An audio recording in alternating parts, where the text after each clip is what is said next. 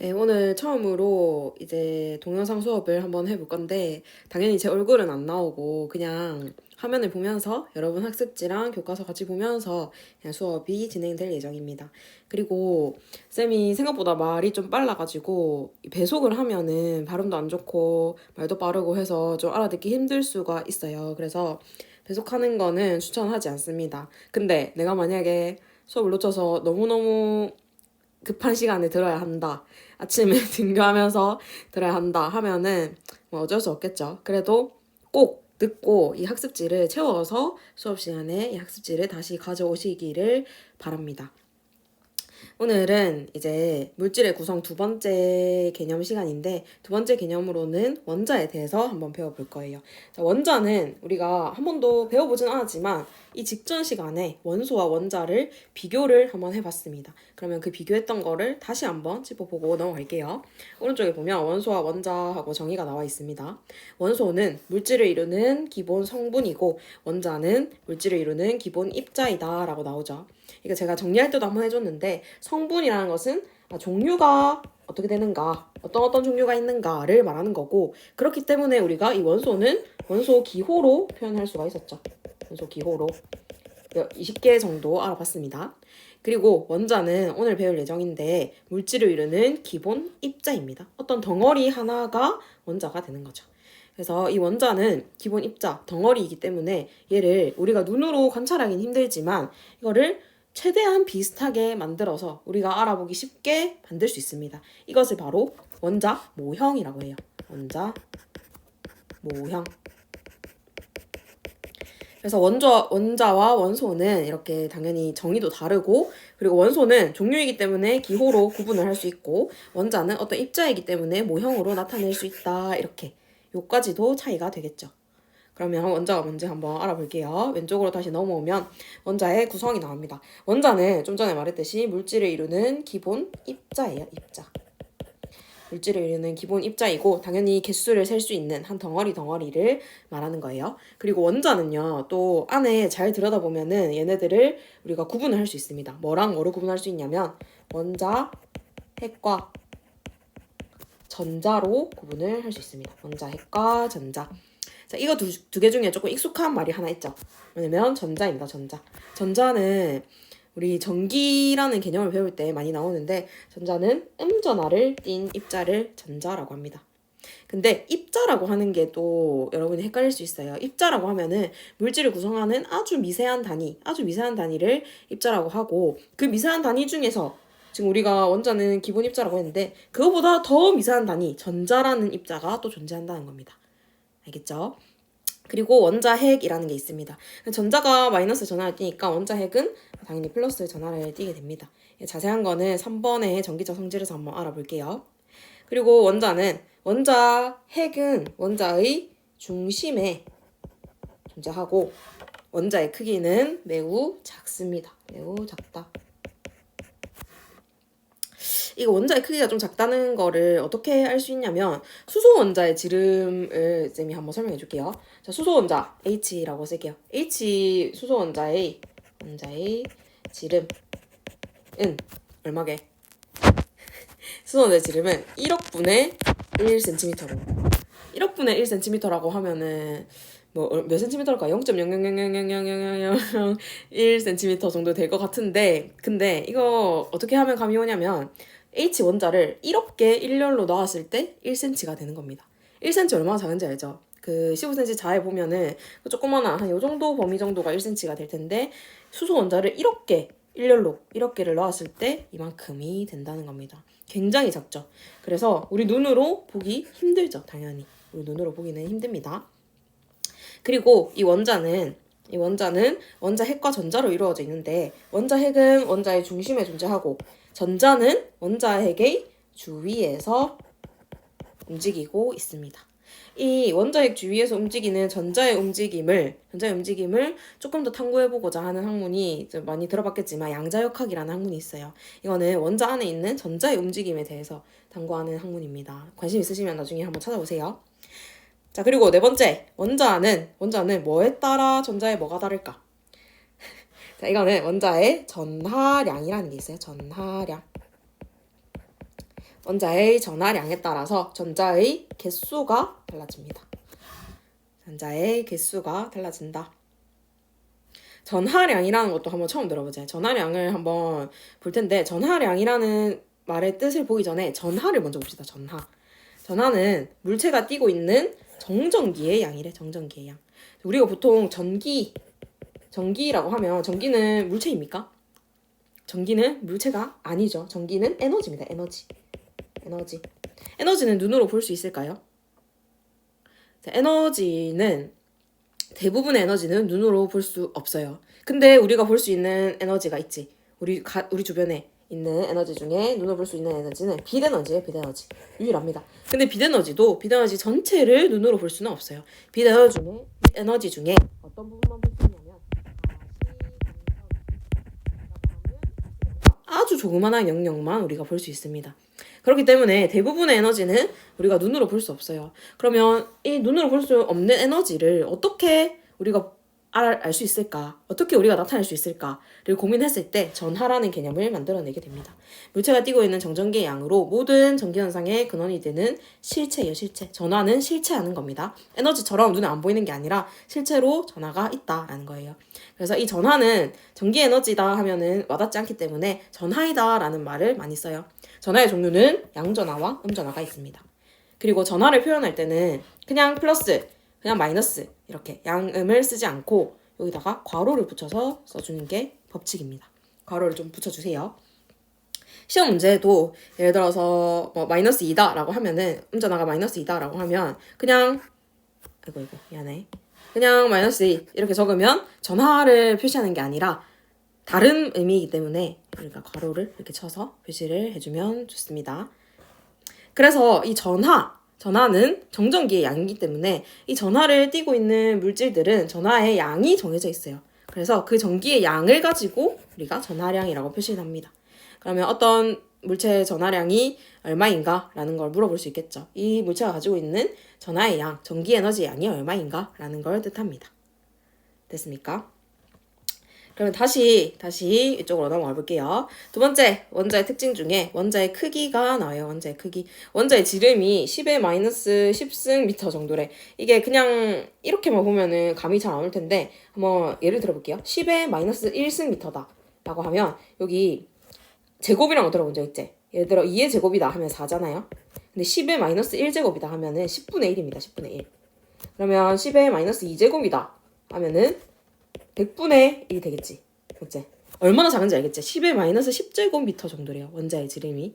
그리고 원자 핵의 지름은 이 작은 원자의 지름에 또 10만 분의 1을 해야 된대. 원자 핵은. 그러면 원자가 아무리 작다 해도 그 안에 더 작은 원자 핵이 있다는 겁니다. 근데 여기서 또 중요한 거.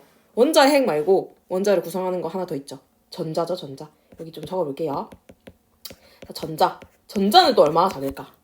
여기서 전자의 언급이 없는 이유는 전자는 진짜 너무너무너무 작은 거야. 전자의 크기와 질량은 너무너무너무 작아요. 그래서 원자 핵에 비하면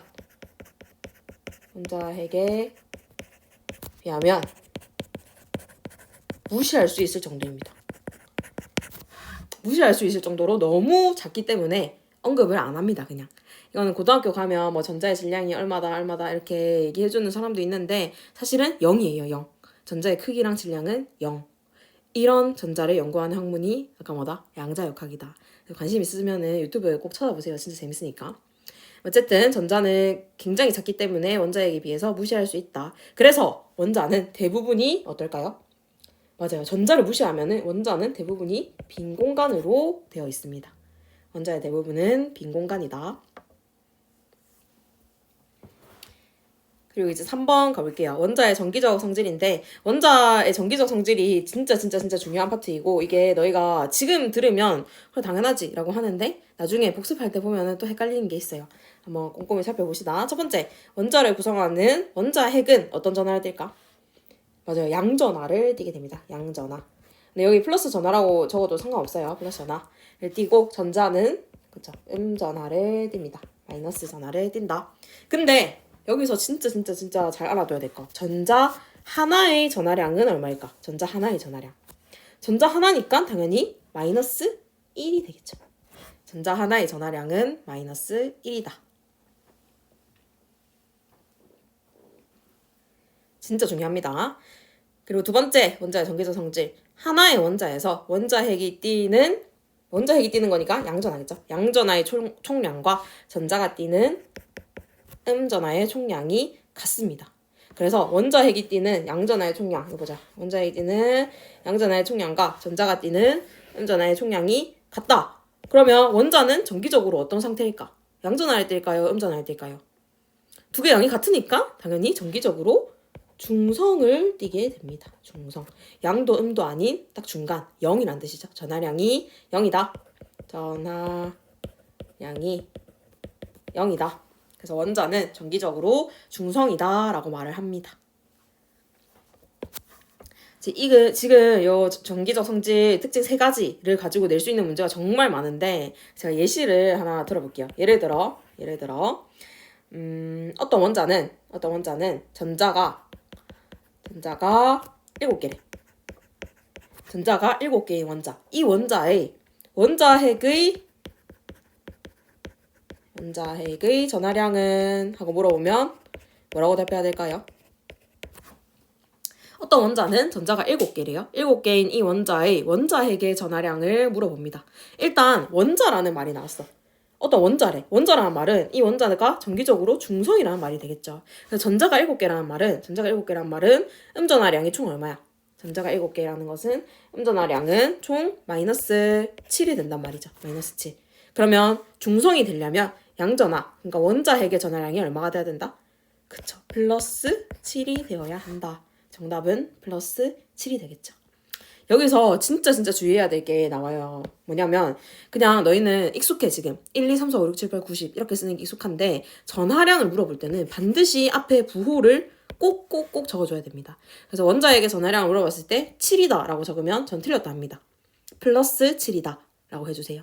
괄호는 붙여야 되지만 이 괄호까지 막 붙이고 이것까지 점수를 주면은 너무 스트레스 많이 받으니까 일단 이거 전화량 물어본 거니까 요거 앞에 부호 요거는 꼭 붙여줘야 됩니다. 그냥 7 안 되고 플러스 7이다 또는 뭐 다른 문제가 나왔을 때 뭐 마이너스 뭐다 플러스 몇다 이렇게 앞에 꼭 부호를 붙여주셔야 합니다. 자, 오늘의 개념은 요 3가지 원자에 대한 개념이었고요. 여기서 혹시 또 어려운 게 있거나 궁금한 게 있으면 선생님 찾아오시면 됩니다. 그리고 이제 탐구 요 부분을 조금 해볼 건데 이걸 다 하는 건 아니고 지금 처음이니까 한번 연습만 같이 해볼게요. 이거는 모형을 사용해서 나타내는 원자라고 해서 아까 원자는 원소는 뭘 이용해서 나타냈죠?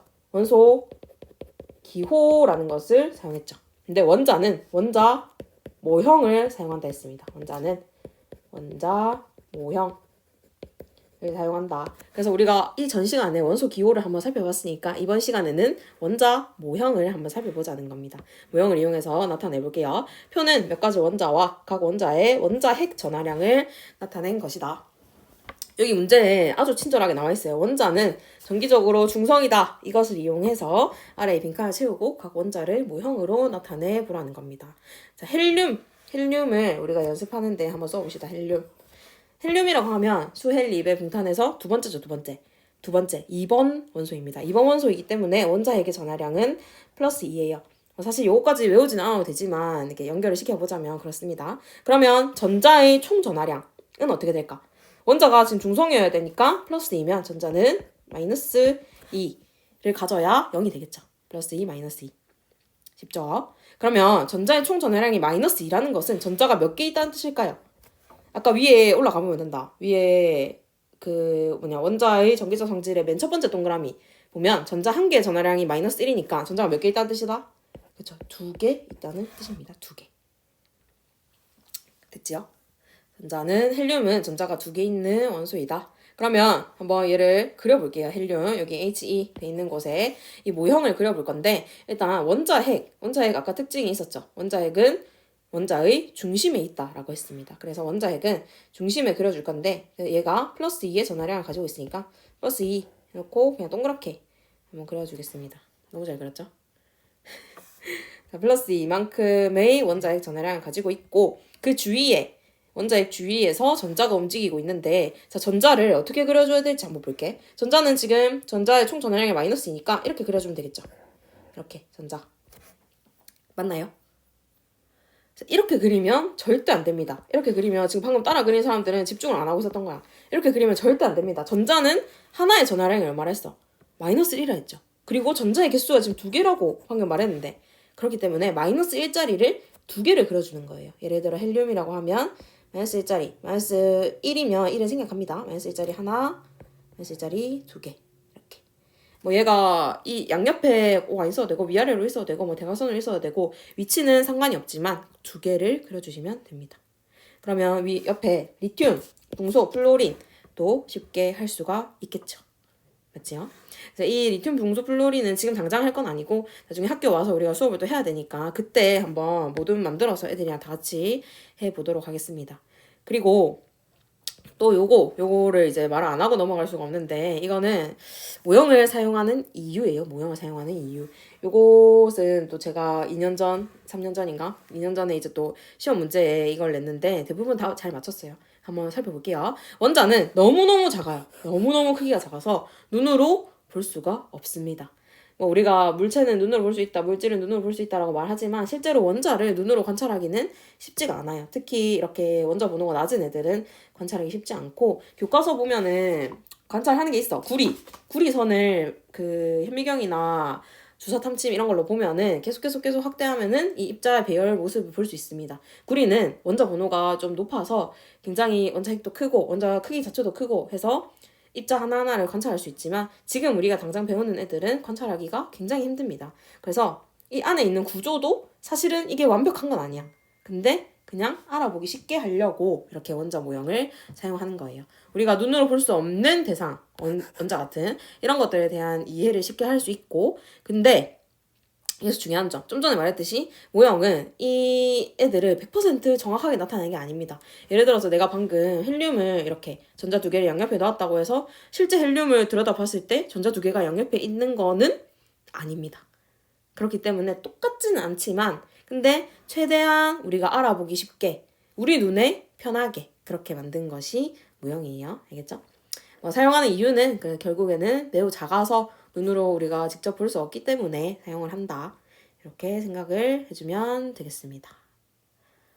자, 한번 전체 화면 보여드릴게요. 오늘 원자의 개념에 대해서 설명을 해드렸고, 원자의 전기적 성질, 그리고 이 성질을 이용해서 모형을 또 그려보는 활동까지 하나 해봤습니다. 이 뒷장을 보면 또 여러 가지 원자의 구성에 대해서 나오는데, 이 구성을 설명하는 것도 다음 시간에 같이 오면은 모듈 만들어서 한번 해볼게요. 이 구성 설명을 다 하고 나면은 이제 문제가 좀 기다리고 있는데 그렇게 어렵진 않고 다 같이 한번 풀어볼 겁니다. 오늘